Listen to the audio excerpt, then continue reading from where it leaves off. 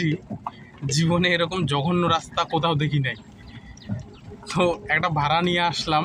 এই রাস্তাটা হচ্ছে ঘুঘুডাঙ্গা থেকে, জায়গার নামও জানি না কি জায়গা, ঘুঘুডাঙ্গা জানি, ঘুঘুডাঙ্গা থেকে ঘুঘুডাঙ্গা বাজারের ভিতর দিয়ে ওই হাই স্কুলটার আগে এই দিক দিয়ে ডান দিক দিয়ে ঢুকতে লাগে। তো ঢুকে রাস্তাটার অবস্থা এত জঘন্য, মানে গাড়িটা আমি জোরেই টানতে পারতেছি না। এই আমার গাড়ি চলতেছে 2, ঠিক আছে, আর এই রাস্তার অবস্থা মানে এত জঘন্য রাস্তা জীবনে দেখি নাই। আর জলপাইগুড়ি ডিস্ট্রিক্টের রাস্তাগুলোই এরকম, সব রাস্তাগুলা।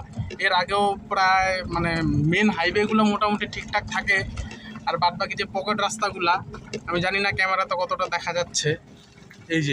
এই যে রাস্তার অবস্থা, এই যে দেখো, গাড়ি খালি লাফায়, গাড়ি খালি ঝাঁপ দিচ্ছে, এরকম রাস্তার অবস্থা। এই রাস্তার এরকম অবস্থা দেখে বর্তমান সরকারের কাছে একটাই অনুরোধ যে মাননীয় মহাশয় রাস্তাগুলো একটু দেখবেন, রাস্তার সংশ্লিষ্ট বা রাস্তা মেরামতের কাছে যে আছেন তারা দেখবেন এই জিনিসটা। এই যে রাস্তার অবস্থা, রাস্তাটা একটু ঠিক করবেন।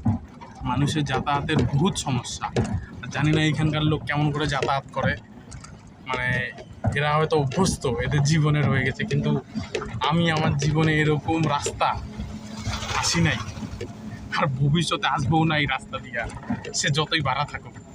এই প্রথম এইটাই, আর এইটাই লাস্ট আমার। বাপ রে বাপ, খালি এই যে খালি পাথর, গাড়ি খালি ঝাঁপ মারে।